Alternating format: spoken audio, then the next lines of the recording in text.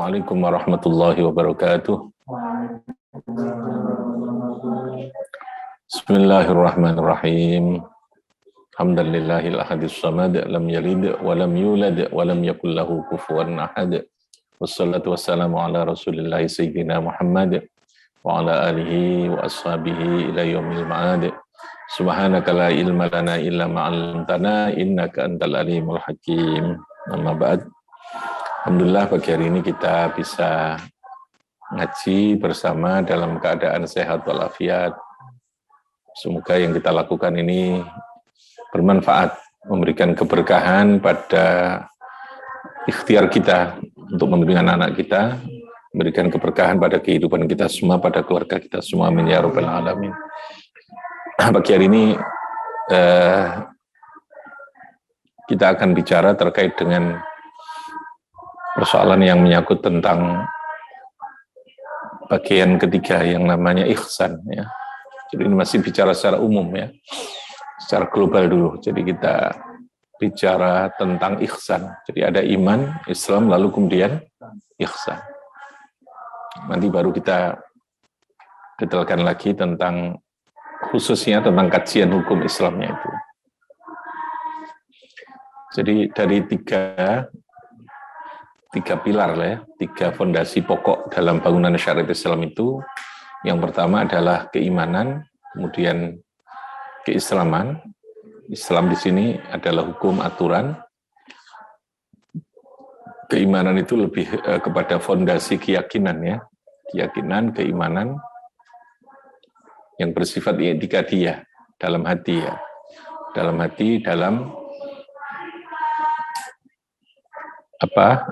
keyakinan yang kita miliki di dalam hati kita. Makanya iman itu konsepnya adalah tasdiqun bil qalbi wa iqrarun bil lisan. Ini sudah kita bahas dulu tentang keimanan. Ada tiga pokok bahasan, yaitu al-mabda, kemudian al-wasaid, lalu kemudian al-ma'ad. Yang kedua kita bicara tentang yang berkaitan dengan keislaman atau Islamnya. Islam ini berbicara kepada persoalan syariat, berbicara tentang hukum. Kemarin secara umum, prinsip-prinsip dan sumber-sumber hukum, pengertian secara umum termasuk prinsip-prinsip dan macam-macam hukum sudah kita bahas secara umum. Kita belum berbicara kasus per kasus, contoh namanya tentang sholat, bagaimana cara membaca takbir itu nanti di belakangnya, bicara tentang fikihnya, bagaimana tentang zakat, bagaimana tentang haji, bagaimana tentang muamalah, tentang jual beli itu nanti kajian pada tahap berikutnya. Sudah masuk pada pembahasan tentang masing-masing hukum secara fokus, secara lebih terperinci. Jadi kalau keislaman atau Islam itu bangunan yang tampak di permukaan, yang berupa aturan-aturan hukumnya itu. Fondasinya di apa tadi? Fondasinya adalah di akidah atau keyakinan. Jadi tidak mungkin tiang yang di atas bangunan itu akan bisa ditegakkan kalau tidak ada fondasi. Tidak mungkin orang mau sholat itu sebagai keislamannya, kalau orang itu tidak punya keyakinan, tidak punya keimanan yang kuat, tidak punya keimanan yang menjadi landasan, menjadi fondasi terhadap berdirinya bangunan yang berupa keislaman tadi ini. Ya sholatnya, ya zakatnya, ya hajinya, ya sedekahnya, ya kepatuhannya terhadap ajaran yang berkaitan dengan muamalah gitu, syariat yang berkaitan muamalah halal haram. Kalau dia tidak punya fondasi, tidak punya akidah yang kuat. Karena sekali lagi penegakan hukum syariat di dalam Islam itu tumbuhannya adalah kepada akidah, kepada keyakinan. Yang ketiga, yang ini sedang akan kita bahas, kita berbicara tentang ihsan. Jadi pondasi atau komponen, ya, unsur ketiga yang menjadi pokok dalam konsep syariat Islam itu adalah ihsan. Ihsan itu di sana ada akhlak, ada adab, lalu kemudian ada hal-hal yang bersifat fadhail. Fadhail itu keutamaan-keutamaan yang semuanya adalah memperindah terhadap bangunan yang kita dirikan yang berupa keislaman tadi ini. Islam kita akan menjadi indah bangunan itu kalau lalu kemudian disertai dengan adanya atau dilengkapi dengan adanya ihsan itu tadi. Jadi kalau Islam itu lebih pada dataran yang bersifat normatif ya, normatif. Normatif itu ya yang pokok-pokok gitu. Tapi kalau ihsan itu sudah masuk pada wilayah penyempurnaan, taksiniatnya. Ya, kalau dalam bidang level dalam hal yang terkait dengan kebutuhan kita di dalam beragama itu, ihsan itu sudah sampai pada tingkat apa? Taksiniat, apa? Taksiniat. Yang memperindah terhadap bangunan yang kita konstruksi, yang kita bangun, yang sedang kita letakkan di atas keimanan tadi. Dan ini menjadi puncak, gitu ya, menjadi puncak dari seluruh konsep syariat di dalam Islam. Puncak konsep syariat dalam Islam, tujuan akhirnya, ghoyah al-maqsudah, nihayahnya itu ada di akhlak ini. Jadi bangunan akhlak, bangunan moralitas, bangunan karakter, yang disebut dengan ihsan. Sehingga kita menyembah Allah itu pada akhirnya hanya karena memang ada Allah. Kita akan melupakan terhadap yang namanya surga, yang namanya neraka gitu ya, yang namanya kepentingan, apalagi sekedar untuk supaya hajat kita, kebutuhan kita lalu terpenuhi karena hanya dengan sholat duha, dengan sholat tahajud. Semua kepentingan yang berkaitan hududun nafas istilahnya. Hududun nafas itu bagian atau porsi yang berkaitan dengan diri kita. Kalau kita sampai pada tingkat ihsan itu akhirnya lalu kemudian menjadi terlupakan. Ya karena ada Allah gitu ya. Pada puncaknya itu karena ada Allah itu. Itu berarti sudah sampai pada ihsan.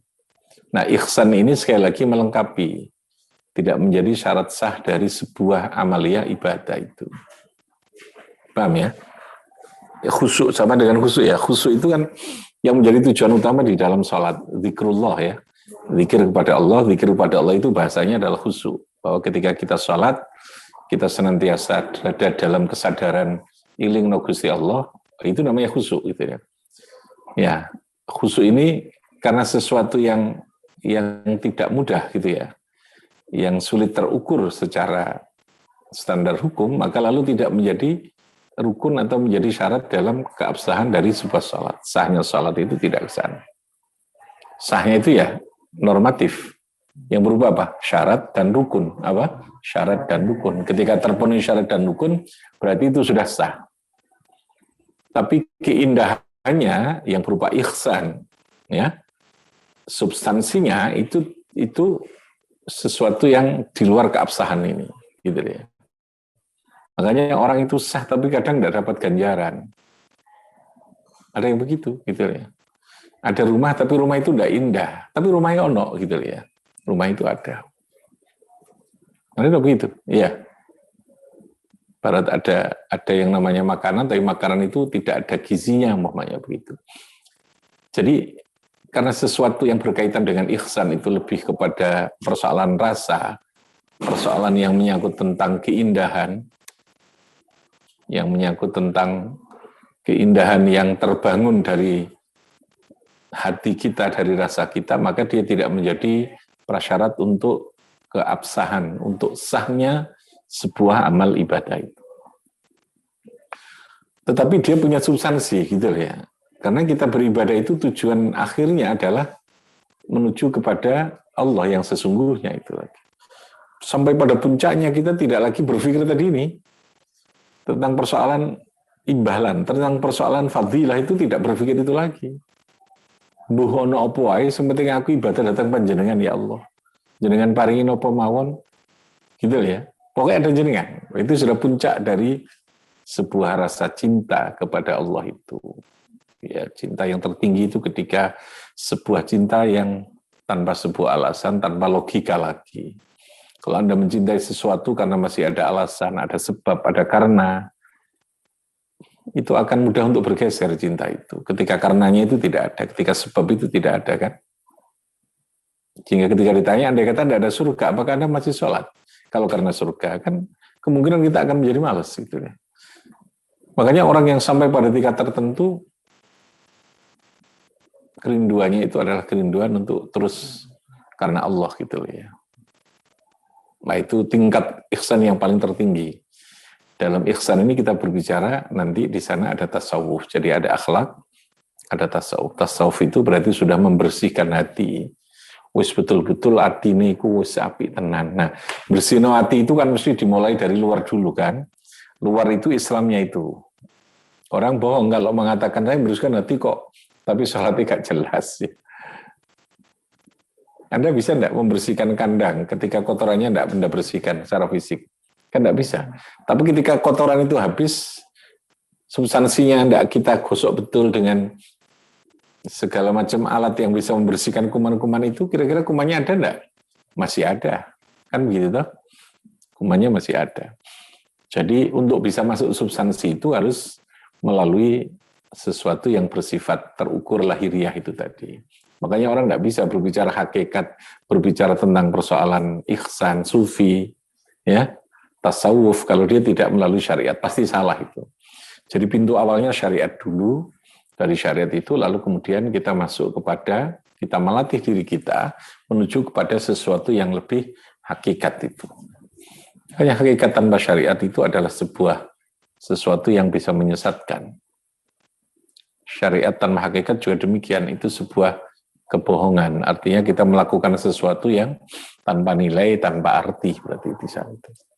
Nah, itu yang dimaksudkan begitu. Keduanya harus bisa melekat. Tetapi pintu awalnya dari mana?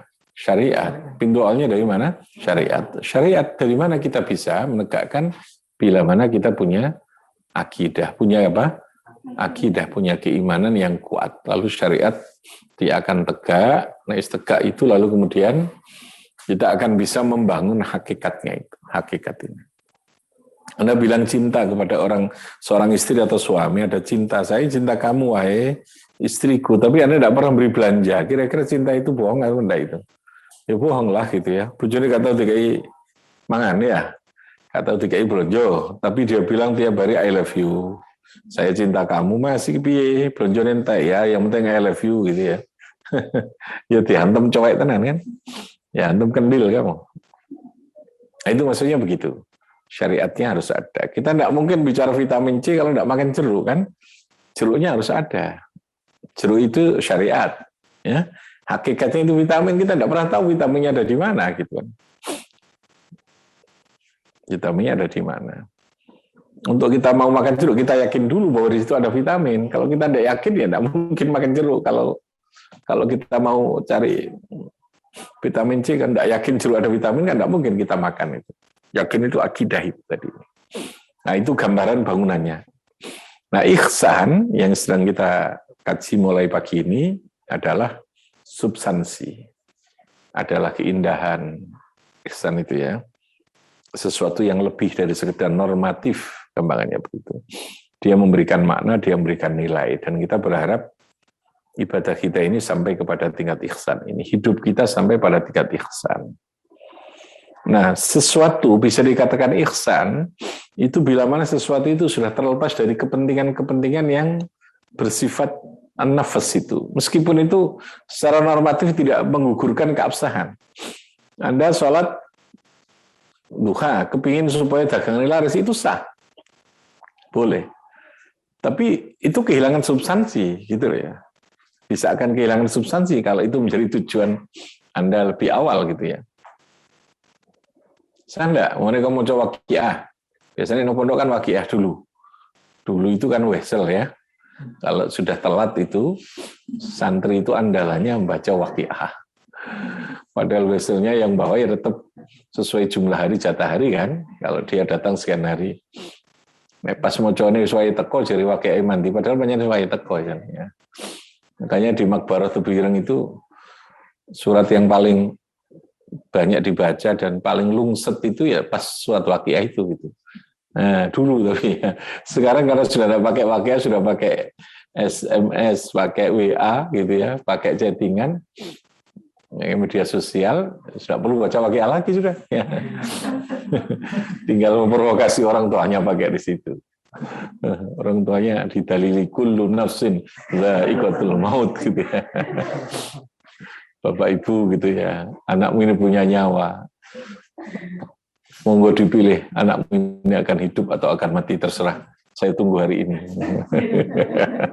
Itu namanya ancaman dan provokasi, itu teror itu ya.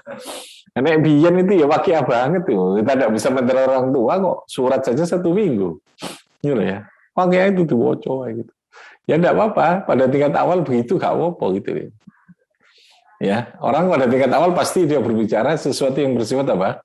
Yang bersifat fisikal dulu gitu ya. Kita cinta orang pasti fisiknya dulu gitu kan. Sah gitu kan. Sah itu. Kita makan pasti delok panganane enak apa gak dhisik. Belum berbicara gizinya gitu ya. Sah gitu. Boleh, makanya tidak menjadi syarat sah itu tadi gitu ya. Nggak menjadi syarat sahnya sebuah ibadah. Boleh. Tapi jangan berbicara fardhu saja. Ihsan itu melepaskan tadi ini. Melepaskan hanya karena untuk itu semuanya akan menjadi lebih sedikit karena ada kamu gitu ya. Karena ada kamu ya Allah, karena ada Engkau ya Allah. Saya menyembah itu. Berarti dia melepaskan dari hubungan-hubungan yang bersifat kepentingan personalnya, kepentingan kontrak sosialnya. Hubungan-hubungan sosial itu dia lepaskan. Bahwa itu karena ada perintah dari Allah. Anda baik kepada orang tidak karena ingin dibaikin ya. Kita ngekei uang nggak kepingin dibalesi ngekei. Itu berarti sudah sampai pada tingkat ihsan. Ya karena itu perintah Gusti Allah. Saya baik kepada tangga karena baik pada tangga itu perintah Gusti Allah. Buh tonggoku api opo gak no aku itu gak ngurus. Gitu loh ya. Ada enggak orang begitu? Ya ada tapi jarang kan. Kita berbuat baik itu karena orang itu baik kepada kita kan. Seringkali masih barter. Ya, apa barter? Tukar menukar ya. Terjadi barter transaksional gitu ya. Kalau masih transaksional itu belum sampai pada tingkat ihsan. Ihsan itu melepaskan transaksional itu. Ya, gampangannya ngono ya. Ihsan itu melepaskan transaksional, ihsan itu melepaskan sesuatu yang bersifat barter, tukar menukar itu. Ibadah itu ya karena ada Allah, karena Allah memerintahkan. Saya baik kepada istri saya karena Allah memerintahkan laki-laki, suami harus baik kepada istri. Suami itu harus muasyarah. Paham ya? Bahwa baik itu harus menggunakan hati, menggunakan rasa, itu pasti di situ. Allah memberikan itu sudah. Yang akan tumbuh itu. Kita kepada anak itu mendidik bukan karena apa? Ya karena memang anak kita ini amanah gitu kan namanya begitu. Kita ngajar ini kita ngajar dengan sesungguhnya karena mengajar ini perintah Gusti Allah. Bahwa lalu kemudian di tengah kita ngajar ada sesuatu yang Allah memberikan itu sudah pasti. Gitu ya. Yang pasti itu sudah usah Anda pikirkan. Makanya kata hikam begitu kan. Sebelum diberi jaminan ngapain Anda menjadi target itu? Sekarwan kok Anda pakai tujuan segala. Gitu. Nggak usah. Kalau Anda kerja itu jaminan dapat upah, dapat honor, dapat disyarat itu kan sudah pasti. Sesuatu yang sudah pasti, yang sudah dijamin oleh Allah, Anda tidak perlu sibuk dengan itu. Konsentrasilah kepada apa yang menjadi tugas kita itu. Tugas kita apa? Ibadah. Ya sudah, ngulang itu karena perintah Gusti Allah. Ilmu itu kita cari karena perintah Gusti Allah. Ilmu itu kita sebarkan karena Gusti Allah. Pinter urusannya Gusti Allah. Kita hanya ditugaskan apa? Menyampaikan, mengajar, mendidik dengan baik gitu ya. Jadi ada batas tugas kita ini. Kalau sudah begitu ya sudah. Kan itu tuh. Mengajar dengan sungguh-sungguh, mengajar dengan ini. Sehingga tidak ada perasaan gelisah. Ketika tidak ada penghormatan, ketika tidak mencapai anak itu tidak bisa seperti tidak, saya karena mengajar. Kita yakin hari ini dia belum bisa, besok mungkin dia bisa. Itu tingkatannya sampai ngono gitu ya. Hududun nafas itu dilepaskan. Tadi yang saya katakan, ihsan itu akan terwujud bila mana kita sudah menghilangkan pola hubungan kontraktual dalam beribadah. Intinya itu ya. Saya ulangi, ihsan itu akan bisa tercapai, bisa terwujud bila mana apa? Bisa menghilangkan hubungan apa? Kontraktual dalam beribadah. Apa kontraktual itu? Iya, transaksional tadi, transaksional. Aku nek ini untuk apa, aku nek ini lah apa, gitu kan. Jadi hilangkan semua yang bersifat transaksional di dalam beribadah. Makanya yang paling baik caranya untuk bisa masuk ke situ apa? Ilmu. Kita tahu karena ini perintah Gusti Allah, kita tahu ini karena ini, karena ini. Orang yang tahu ilmunya itu kan dia akan lebih mudah untuk melakukannya. Akan mudah dia untuk melakukan itu. Jadi jangan dengan rasa gitu ya. Beragama dengan rasa dulu itu susah untuk menjadi baik gitu. Dengan ilmu nanti akan membangun rasa itu. Paham ya? Dan rasa itu yang akan melahirkan sebuah ihsan itu. Ilmu itu ya normatif itu, syarat Islam itu ilmu.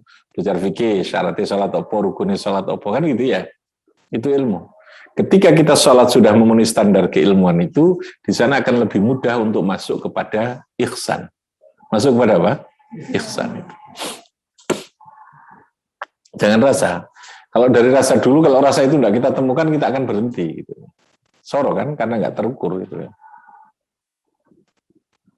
Jadi kalau Anda makan sesuatu, kita ilmu bahwa ini jeruk ini ada vitamin, ada kita tahu ini, rasanya jeruk apa wae, gitu ya. Kita akan makan itu, gitu ya. Tapi kalau kita rasa dulu enak ya jeruk ini, ternyata ada jeruk yang kejut, kita tidak akan makan. Ya, diilmoni dulu tentang perjeruan itu. Ya, tentang vitamin, tentang apanya. Maka apapun rasa jeruk, apakah dia kecut, setengah manis, setengah apa, kita akan berusaha tetap makan dan kita akan dengan ikhlas. Ikhlas tadi itu. Ikhlas itu puncaknya tadi itu sudah tidak lagi ada hubungan transaksional karena apa itu. Sederhana kan sebenarnya untuk menuju kepada ikhlas tadi itu. Keyakinan yang kuat, memahami, diilmoni, lalu ikhlas itu di dalam ihsan tadi ini. Ya, pada tingkat itu namanya ikhlas itu. Jadi ihsan itu di dalamnya terbangun keikhlasan tadi ya. Kalau dalam sholat dibangun kekhusyuan, paham ya? Dibangun adab, akhlak kalau dalam hubungan kita dengan sesama manusia itu. Itu semua wilayah daripada ihsan dan itu puncak dari syariat Islam. Risalah Nabi itu adalah sampai ke sana. Awal dulu saya katakan, Nabi itu sudah apa? Rahmatan lil alamin. Rahmatan lil alamin itu akan terwujud bila mana kehidupan manusia itu sudah sampai pada makarimal akhlak. Pada akhlak, peradaban yang baik.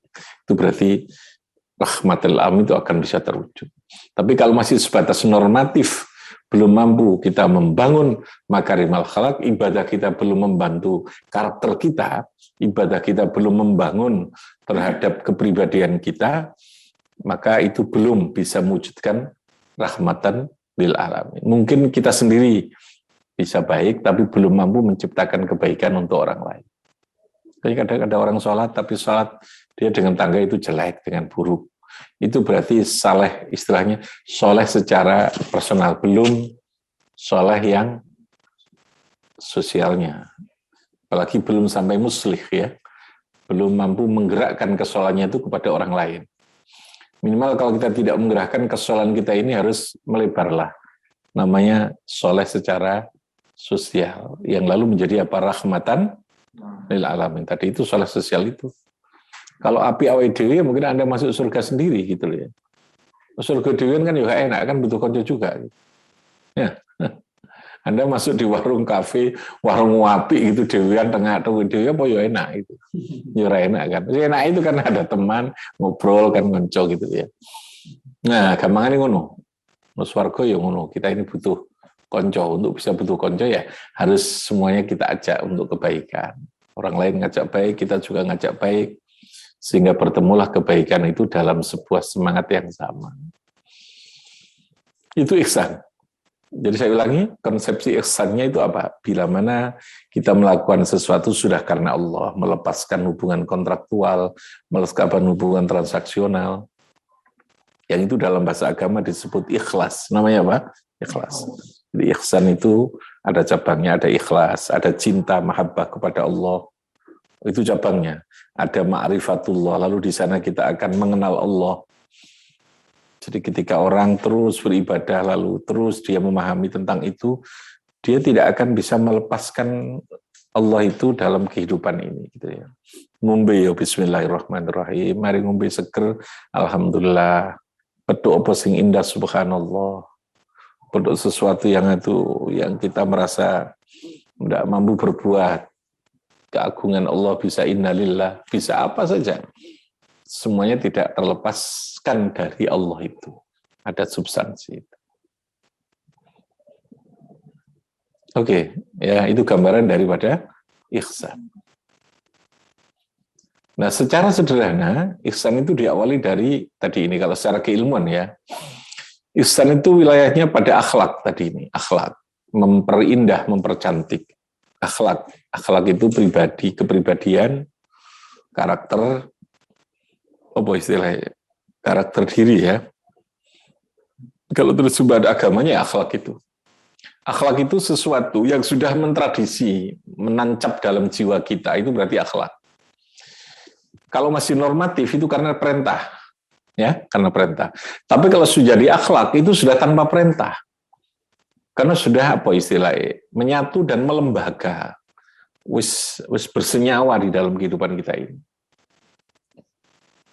Nggak perlu dikongkon, wis budal dewi, gitu ya. Sehingga tidak perlu kan yang namanya tata tertib, tidak perlu namanya normatif, tidak perlu lagi namanya undang-undang. Ketika sudah sampai sini, gitu loh ya. Ketika sudah sampai itu tidak perlu lagi, karena sudah menyatu di dalam dirinya. Itu berarti sudah menjadi karakter, menjadi akhlak di dalam diri. Makanya akhlak itu disebut sifatun rasikhah fin nafas. Definisinya dalam ilmu akhlak itu, akhlak ialah sifatun rasikhatun fin nafsi allati tasduru annal af'al. Yang pokok ini bila rawiyatin wala fikrin. Tuh ya. Dulu saya ngajar ini ketika masih usia 20-an, 5 tahun sudah ngajar ini saya. Ya, di madrasah Man Tambak Beras. Jadi saya dulu ini tukang ngulang pagi sampai sore. Masih sehat, semangat itu ya. Isu-isu ya pegel kan ngulangnya. Akhirnya harus di atasnya mulang. Ngatur fungsi mulang. Saya masih ingat, ya, karena ngajar penuh kelas itu harus mulang itu ya. Sifatun rasikhatun fin nafas. Akhlak itu apa? Akhlak itu sifat yang menancap di dalam diri kita ini. Yang menancap. Sifatun rasikhatun fin nafsi. Sifat yang menancap di dalam diri kita. Oke, Aqobah 1, Aqobah 4. Bawa catatannya, nanti harus ada resume ya. Untuk menjadi kenaikan pangkat.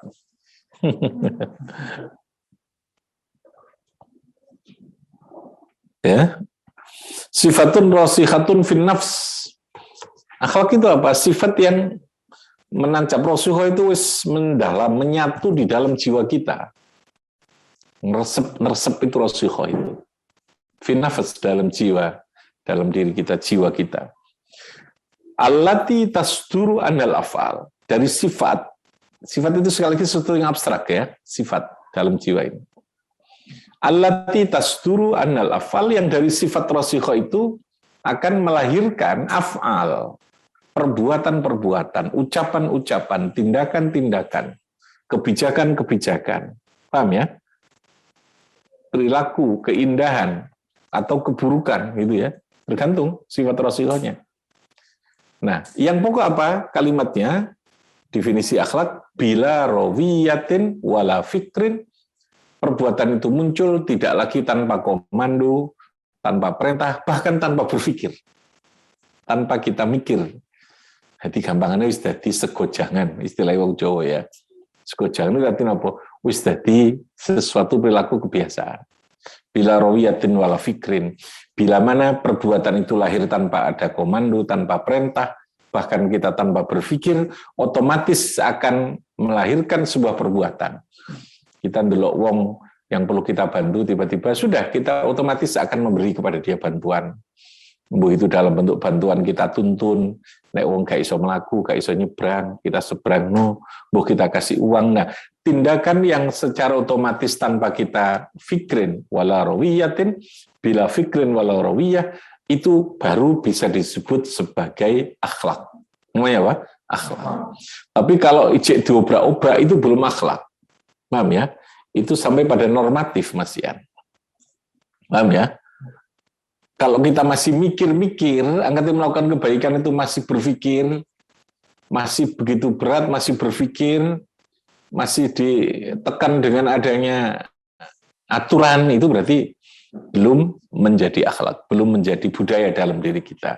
Kalau sudah menjadi akhlak itu sudah melembaga dalam diri, sudah membudaya dalam diri kita. Sudah menjadi budaya, kalau itu dalam kehidupan sosial ya.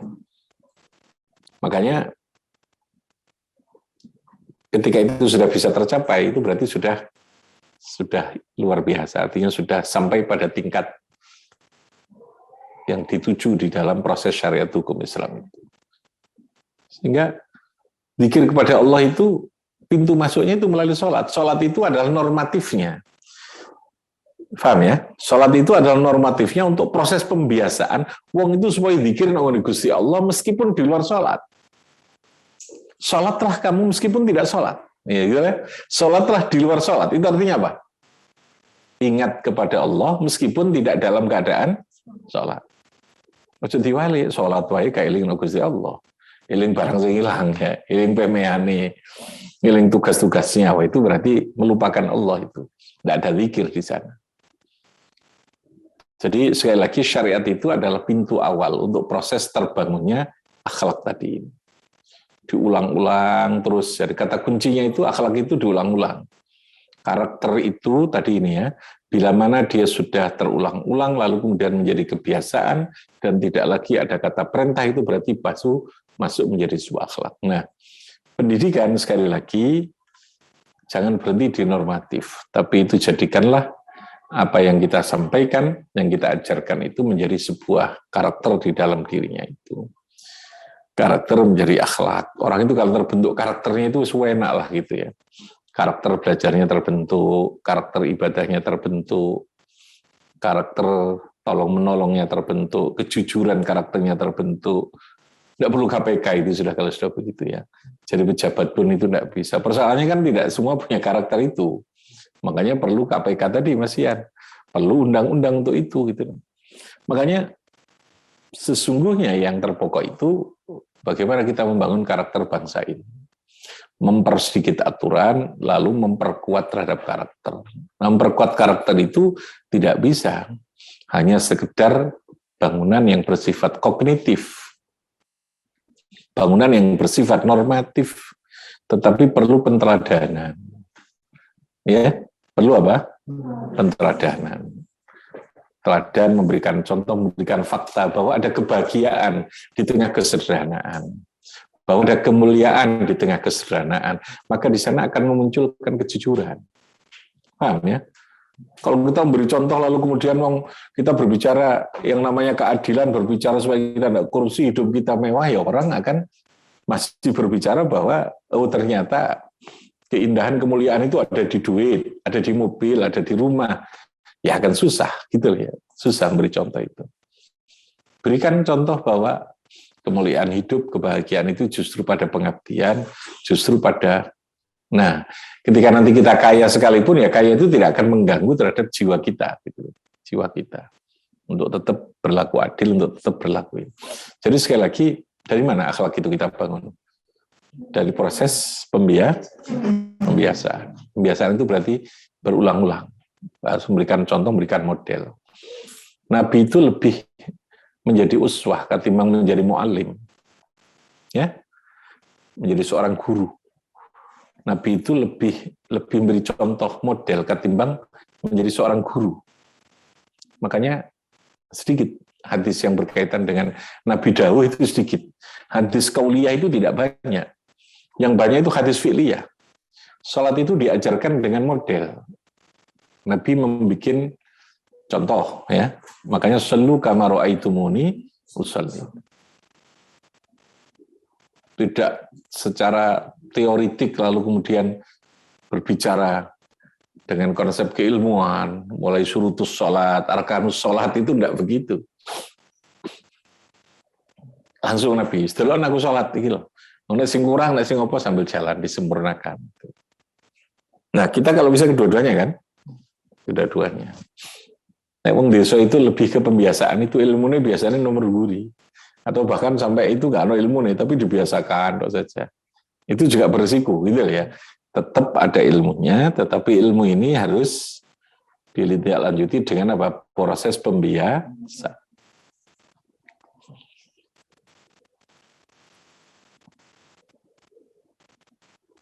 Itu yang dimaksudkan itu. Nah, makanya sekali lagi ihsan itu adalah puncaknya. Puncak dari seluruh bangunan syariat di dalam Islam. Silakan, kalau ada yang perlu ditanya. Ya, ada yang tanya dari jauh?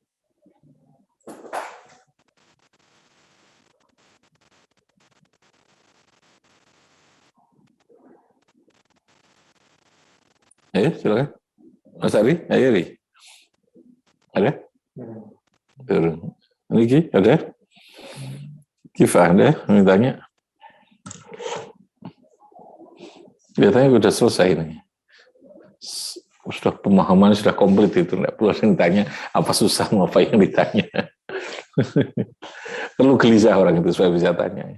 Kalau nggak ada kegelisahan itu nggak akan susah, nggak ada pertanyaan. Apa? Zaki?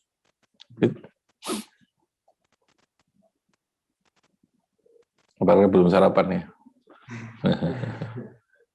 Yang di rumah, silakan. Yang di jauh, aku bahas 1, aku 4 kali santri. Masih ada waktu 10 menit. Apa itu? Pertanyaan.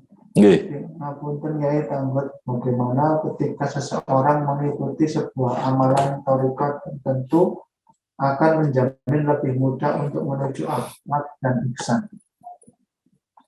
Maksudnya bagaimana? Ketika seseorang mengikuti sebuah amalan tarekat tertentu akan menjamin lebih mudah untuk menuju akhlak. Pertanyaan bagaimana tarekat yang bagaimana yang bisa menjadikan kita lebih bisa menuju kepada ihsan. Sebenarnya begitu ya pertanyaannya. Itu tadi kan kalimatnya agak diperberat gitu ya. Tarekat dulu lah kita pahami. Kalau yang Anda maksud tarekat itu adalah sebuah cara untuk bagaimana kita memperbaiki diri, memandu, ya mencari panduan lah. Mencari panduan. Jadi gini, tarekat itu pada dasarnya adalah sebuah cara. Tarekat itu kan jalan. Tarikun itu jalan ya. Tarikun itu apa? Jalan. Makanya dalam tarekat itu ada istilah salik. Salik itu orang yang menuju ke jalan itu. Suluk itu perjalanannya. Nanti ada beberapa terminal namanya, ada namanya apa? Ada terminal kayak macam stasiun gitu, makomat ya. Makomat itu station. Apa? Stasiun bahasa Inggrisnya apa? Station. Nah, berarti betul saya. Ada makomat, ada tahapan-tahapan. Terminal 1 itu ini mahabbah, terminal kedua itu ma'rifat, terminal ini itu ada tahapan-tahapan untuk perjalanan seseorang yang minimal itu dibuat gambaran. Kita sampai menuju kemana, gitu ya. Nah, untuk perjalanan itu kita dibutuhkan pemandu, guide. Apa pemandu itu? Guide. Kita ketika ingin wisata, belum tahu wisata itu di mana, lalu kemudian kayak apa, akan lebih mudah kalau ada guide. Meskipun kita tahu ada ini, alamat, ada Google Map ya, lalu di dalamnya mungkin sudah ada peta, ada ini, ada buku panduan. Tapi akan lebih nyaman kalau di situ ada guide. Lalu ada guide itu. Guide itu adanya di tarekat, namanya mursyid. Cuman kalau dikatakan mursyid itu guide kan kita kayak pemandu wisata ya. Mursyid itu adalah guide. Dia yang menggaiden. Ya, gaiden itu apa? Memandu ya. Dia adalah seorang guide yang memandu terhadap perjalanan kita menuju kepada Allah. Ada orang yang ekstrim bertanya, kenapa Allah itu bisa kita temukan? Iya, tapi jalan menuju ke Allah itu kan banyak. Takutnya nanti tidak menuju kepada Allah, menujunya ke kafe, ke warung jadinya gitu ya. Ya, berarti ini kesasar gitu ya.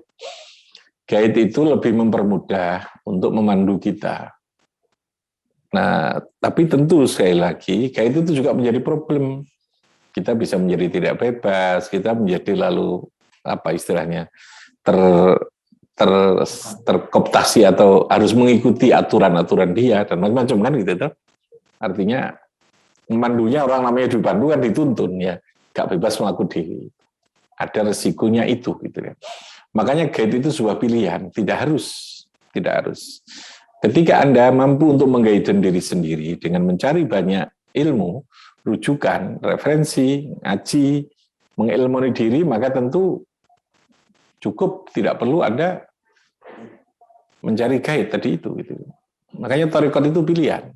Sekali lagi ya, pilihan atau cara. Biasanya yang ke thariqat itu kan mungsing sepuh-sepuh itu ya, yang sudah tua-tua, yang memang sudah kadung tidak belajar agama kan. Sing nom-nom ya megaya tok, gak gelem thariqat padahal ya gak aruh gitu ya. Gak aruh dalarin di, tapi gak gelem thariqat dianggap pendidikan kayak wong tua kan gitu ya. Nah, ini ada yang megaya, ada yang karena ini gitu. Yang tua-tua saiki ya tiga hiburan juga gitu, boleh konco. Kan itu sanggup tuh anaknya itu kalau gantian ya. Kalau dulu anaknya sekolah di Sangoni, TK, ini dia sekarang pergi ke thariqat itu bawa sangu juga itu. Makanya banyak pasar yang berlaku di situ. Jajan itu dia. Jadi arek cilik mana itu? Ya. Nanti bisa-bisa kamu seperti itu nanti kalau tua nanti. Bisa begitu. Gue sudah motor, gue jaket, lalu kemudian nanti Pak thariqat ini tak sangoni, disangoni. Ini Mbah Ari tak sangoni gitu kan. Putune sing nyangoni dia. Ganti Mbah itu sebuah kepastian, bukan kemungkinan ya. Tapi mengerikan juga kalau dilihat ya. Mengerikan juga. Jadi sekali lagi thariqat itu bersifat pilihan, bukan keharusan atau bahwa utama apa tidak itu tergantung lah. Bagi orang tertentu mungkin jauh lebih baik dia kalau mau mengikuti thariqat karena ada yang memandu. Nah, persoalannya adalah ketika panduan itu lalu ya namanya juga orang juga yang memandu. Sudah masuk pada wilayah kepentingan institusi thariqat itu. Memang kan resiko sering saya katakan, sesuatu yang terinstitusikan itu punya resiko terkooptasi. Terkooptasi apa? Lalu terkurung, tersandra oleh wadah itu. Wadah itu kan cenderung, ya namanya juga wadah ya, kandang itu pasti akan mengurung kambing di dalam kandang. Ya, ayam itu akan terkurung. Nah, mengurung yang lalu menghilangkan terhadap objektivitas itu yang tidak boleh. Paham ya? Thariqat itu jangan sampai lalu kemudian lebih kuat daripada aturan syariatnya itu sendiri. Jangan sampai thariqatnya itu mengalahkan aturan yang semestinya di dalam syariat itu. Makanya kalau berthariqat itu ya harus thariqat dengan ilmu. Paham ya? Thariqat itu harus diilmuni juga. Bagaimana berthariqat dengan benar. Dia harus berbicara fikih juga, karena fikih itu menjadi standar normatif untuk sah dan tidak sah. Kan tidak bisa berbicara substansi saja kan, tadi saya katakan. Ya. Nah, bagaimana caranya? Ya pilih thariqat yang di sana memang kiai ini itu alim gitu ya. Kiai thariqat sing alim, mursyidi sing pancen abidun, pasti harus ahli ibadah. Yang kedua juga alimun, wong sing ilmu, fakihun bisa orang yang ahli di bidang fikihnya, normatifnya. Jadi sehingga keindahan itu menjadi kokoh gitu ya. Harus cari yang seperti itu. Karena sekali lagi ada orang itu yang soleh bighairi ilmin, ini saya katakan. Ada orang itu yang abid tapi bighairi ilmin, itu juga berisiko dan bahkan berbahaya. Wong ahli ibadah yang tidak berilmu itu juga berisiko. Cenderung lalu kemudian dikeramatkan gitu ya. Orang yang ahli ibadah tanpa ilmu itu cenderung lalu menjadi nyaman dia untuk dikeramatkan. Disowani wong, dijalui donga, dijalui apa? Omben-omben gitu. Itu bukan tidak sah, bukan tidak boleh. Tapi kalau dia lalu kemudian dikeramatkan dan dia juga berbicara hukum padahal dia tidak ngerti, itu kan berbahaya. Ya kalau hanya sekedar dijalui omben sih nggak apa-apa. Lalu kemudian tanya persoalan hukum padahal dia tidak tahu. Itu kan berbahaya. Ya, Makanya kalau cari dukun itu dukun yang ilmiah lah gitu ya. Tapi kalau orang ilmiah jadi dukun itu tidak bisa gitu ya. Persoalannya di situ. Wong nek ilmiah ikut dadi dukun ora iso karena mesti gak patek gelem wiritan gitu. Mesti gak patek gelem wiritan. Sing gelem wiritan itu mesti gak patek ngerti ngono iku tuh wantem wiritan terus saya gitu ya. Nah, itu gampangannya begitu. Ya, dayat. Oke ya, jadi ada itu. Makanya kalau menuju tarekat itu, tetap kita harus memilih guru itu yang kayak apa. Sama dengan kita sekolah lah. Cuman kalau di tarekat itu, guru yang kita butuhkan itu adalah guide. Dia memandu terhadap bagaimana kita beribadah dengan baik, berzikir dengan baik. Lalu di sana ada panduan zikir standar tarekat ini itu ini gitu ya. Karena Anda berarti sudah mengikatkan diri di dalam sebuah sistem institusi, di dalam sebuah tata cara yang dimiliki oleh sebuah tarekat itu. Nah, ojo sampai yang menjadi guide kita, mursyid kita di situ, dia tidak terlengkapi ya, dia tidak dilengkapi oleh adanya kemampuan keilmuan di bidang syariatnya itu. Ben supaya apa? Mengguidenya itu betul-betul benar gitu loh. Benar. Itu cirinya begitu. Oke, silahkan masih ada? Satu lagi mungkin? Ada? Tidak ada. Itu kalau di bidang tarekat itu. Walau sekarang tarekat sudah banyak yang terseret ke politik kok. Ya, sekali lagi karena sebuah institusi itu gampang terkooptasi gitu. Ya, gampang terkooptasi. Makanya mensterilkan, wah bahasanya, mensterilkan dari kepentingan khududun nafas, khududun siasa, kepentingan politik itu tidak mudah. Dia dibutuhkan keikhlasan, dibutuhkan keyakinan, komitmen kepada tujuan awal itu. Bukan tidak baik di politik itu. Tapi itu cenderung karena politik itu ada wilayah dan ada karakter tersendiri yang kadang tidak nyambung dengan karakter kita, karakter orang yang bertorekot, apalagi yang berpendidikan, maka tentu lebih baik kita mensterilkan itu. Biarkanlah hak politik itu menjadi hak yang terbuka saja. Jangan terkooptasi oleh kepentingan politik tertentu itu. Kayak kalau ia mengarahkan, nggak apa-apa. Gitu. Nah, selalu mewajibkan, nih gak milih iki, wah, kualat karo tarekat gak barokah, dadi tempe penyet itu. Nah, itu sudah melampaui dari seorang guidance itu sudah ya. Itu guidance yang sudah sudah melampaui dari batas seorang guide itu, mursyid ya. Tunjukkan saja ya jalan itu. Ada tidak begitu? Nah, ada lah gitu ya. Orang pondok juga begitu, ada pondok yang karena sudah merasa punya alumni banyak, lalu pondok itu terkooptasi politik. Wah, pengasuh ini telah memutuskan berdasarkan istikharah. Wah, istikharah kan tiga dasar itu iya. Dasar itu kan ya undang-undang atau tata tertib atau apa. Dasar kok tidak normatif sama sekali.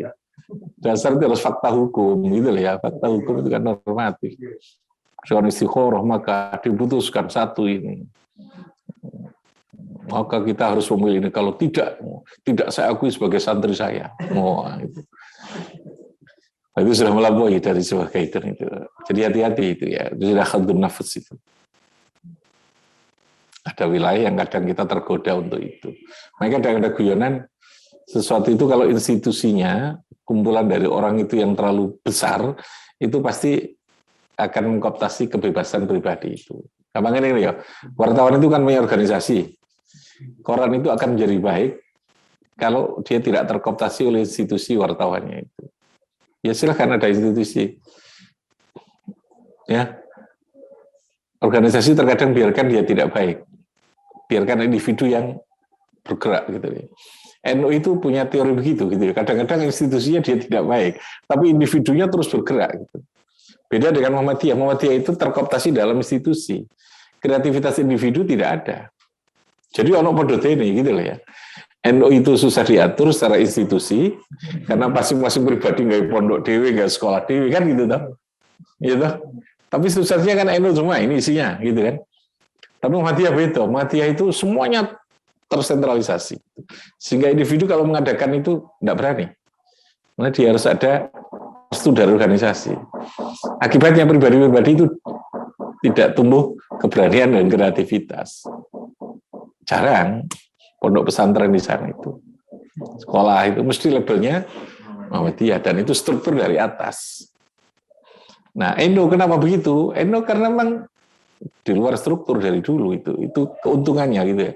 Karena di luar struktur otomatis kan nggak punya ketergantungan pada siapa-siapa, misalnya Allah, nggak usah KPD gitu ya. Akhirnya ngurus organisasi ini nggak bisa diatur, mau cari Gusti Allah terus saya gitu ya. Jadi karakter itu terbentuk dari asal usul sikmatnya podot ini gitu ya. Oke, saya kira begitu ya. Muka-muka barokah manfaat semua. Amin ya rabbal alamin. Rabbi fanfa'na bi barakatihim wahdinal husna wa amitana fi tariqatihim wa mu'afatihim. Assalamualaikum warahmatullahi wabarakatuh.